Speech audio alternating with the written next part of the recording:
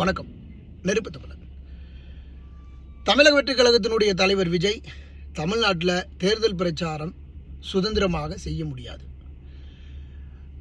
காவல்துறையினுடைய அடக்குமுறை இருக்கும், ஆளும் கட்சியினுடைய அடக்குமுறை இருக்கும், எதிர்கட்சியினுடைய அடக்குமுறை இருக்கும். அதற்கப்புறம் இந்த துண்டுச்சீட்டு கட்சிகள் எல்லாம் அங்கங்கே எதிரி கட்சிகளினுடைய அடக்குமுறைகள் இருக்கும். இதையெல்லாம் கடந்து அவர் தேர்தல் பிரச்சாரம் பண்ணணும். இந்த தேர்தல் பிரச்சாரம் பண்ணும்போது மீண்டும் விஜய் வெளியில் வரும்போது மக்கள் கூடுவாங்க, கூட்ட நெரிசல் கூடும்.